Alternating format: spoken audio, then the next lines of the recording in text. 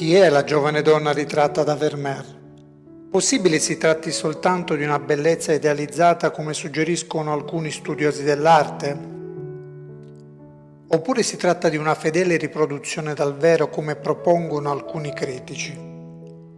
Non si hanno molte notizie sul dipinto e nemmeno sul suo autore. Ci sono infatti pochissime informazioni biografiche sull'artista olandese.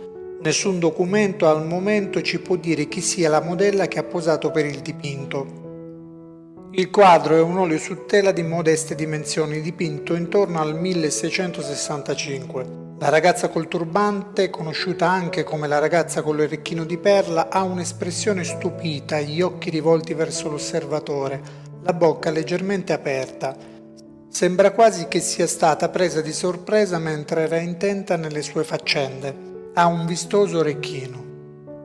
Nel XVII secolo gli orecchini di perle erano molto rari e costosi e soltanto l'alta borghesia poteva permetterseli.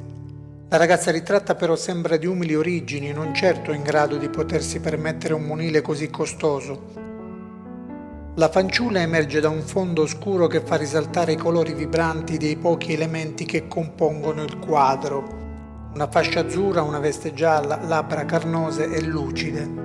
È possibile che Vermeer per realizzare i suoi dipinti facesse largo uso della camera oscura, questo spiegherebbe la mancanza di disegni preparatori relativi ai suoi dipinti e la particolare resa della luce. La camera oscura o camera ottica permetteva di ottenere una straordinaria precisione fotografica. Van Eyck, Caravaggio, Canaletto, Velázquez, soltanto per citarne alcuni, fecero largo uso di questo strumento.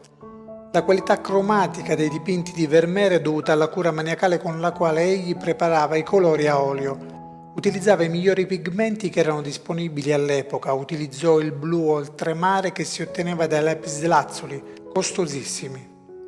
La ragazza col turbante, poco conosciuta a livello internazionale, diventò una delle opere più apprezzate dal pubblico quando nel 2003 uscì nelle sale cinematografiche mondiali il film La ragazza con l'orecchino di perla, interpretato dall'attrice Scarlett Johansson, tratto dall'omonimo romanzo di Tracy Chevalier. Il film fece conoscere al grande pubblico un'opera d'arte di straordinaria bellezza, conosciuta anche come la Mona Lisa olandese.